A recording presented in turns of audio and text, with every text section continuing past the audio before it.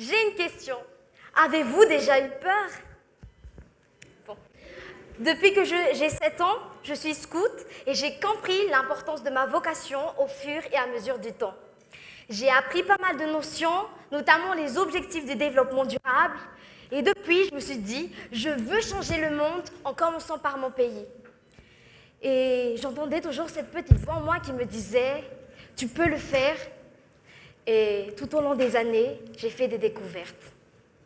Comme beaucoup, j'accusais le gouvernement d'empêcher le développement de Madagascar. Puis j'ai compris que nous sommes tous responsables. Et pour moi, le futur de notre île est entre nos mains, surtout les jeunes. Le problème, c'est que nous n'avons pas confiance en nous, nous nous comparons aux autres, nous avons peur d'être jugés, d'être critiqués, nous avons peur de l'échec, nous sommes paresseux, nous ne sommes pas assez ambitieux et nous préférons trouver des excuses que d'y croire. L'excuse que c'est trop dur, l'excuse qu'on a essayé et qu'on a échoué, l'excuse que c'est impossible. C'est pourquoi nous n'agissons pas, nous n'osons pas et nous préférons rester dans notre zone de confort. Ça a été mon cas. Comme beaucoup, j'ai eu un rêve, j'ai eu des rêves, mais je n'ai pas eu confiance en moi. Je pensais que je n'ai pas le potentiel ni les performances et j'ai laissé tomber. Mon propos ici est de vous conseiller de risquer. Risquer d'apprendre, risquer d'échouer, risquer d'être fier de vous et peut-être même de réussir. C'est vrai, je n'ai aucune garantie, mais si vous écrasez vous-même vos propres rêves, là, je peux vous assurer que vous allez échouer. Alors soyez persévérants, soyez tenaces, n'abandonnez jamais et ne fuyez pas lorsque ça devient difficile. N'ayez pas peur de l'échec, parce que ne pas vouloir essayer par peur d'échouer, c'est comme ne pas vouloir vivre par peur de mourir. Il y a 1 an, j'avais organisé une marche de charité avec mes amis pour faire des dons aux pauvres. Et il y avait une petite fille qui, à travers son regard, me disait « aide-nous ».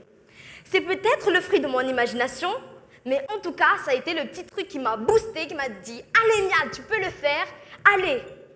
Et depuis, j'ai su ce que je voulais faire et comment je pouvais apporter du changement et de l'amélioration à mon pays.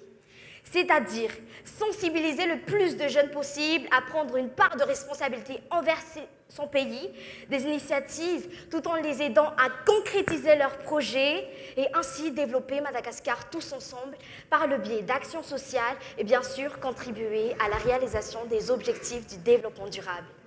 Et c'est de là que j'ai eu l'idée de fonder l'association MIAL. Mais je ne vous le fais pas dire, ça a été un parcours très difficile pour moi parce que j'ai écouté les mauvaises personnes qui me disaient « T'es trop jeune, tu n'en es pas capable, c'est trop tôt, profite d'abord de ta jeunesse, c'est pas dans ton domaine. » Et j'ai perdu confiance en moi parce que j'ai fini par les croire. Alors que nous avons tendance à nous entourer des personnes nuisibles, alors que ça a vraiment des impacts dans notre vie. Ils nous font regresser, ils ne nous aident pas, ça ne nous permet pas de l'action en fait. Mais heureusement, j'ai trouvé une personne pour m'aider et en qui je pouvais compter. Elle m'a aidée à réaliser la création de l'association MIAL. Alors maintenant, commencez à faire un tri dans votre entourage. Parce qu'encore une fois, si vous prenez un fruit pourri et que vous le placez à côté d'un fruit parfaitement bon, la moisissure du fruit pourri se répand sur le bon fruit et les deux finissent par être mauvais. C'est contagieux et c'est pareil pour les amis, c'est pareil pour les gens qui nous entourent. Alors entourez-vous des bonnes personnes qui apportent de la positivité dans votre vie, qui vous tirent vers le haut, qui vous transmettent les bonnes énergies et qui ne cessent de vous épauler. Et acceptez-vous tel que vous êtes. Apprenez à accepter vos imperfections, vos vices et n'essayez pas toujours de plaire aux autres. Et surtout, ne laissez jamais la vie des autres avoir le dessus sur vous. Alors, inspirez d'autres jeunes en montrant l'exemple et leur permettre d'avoir espoir en leurs rêves et de se dire que si c'est possible pour lui, c'est possible pour moi. Et peut-être, sans vous en rendre compte, vous allez inspirer des jeunes et cette personne va tenter et elle inspirera d'autres jeunes et ça va sensibiliser le plus de jeunes possible. Nous ne sommes pas l'avenir du pays, mais son présent.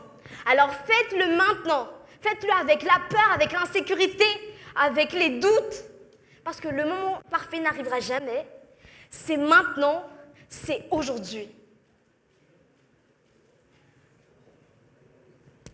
Pour terminer, j'aimerais vous dire cela. Avoir les idées plein la tête ne suffit pas. Il faut de la conviction dans le cœur. Et je ne peux pas toute seule, mais ensemble on peut le faire. Et souvenez-vous que le monde appartient aux rêveurs. Merci.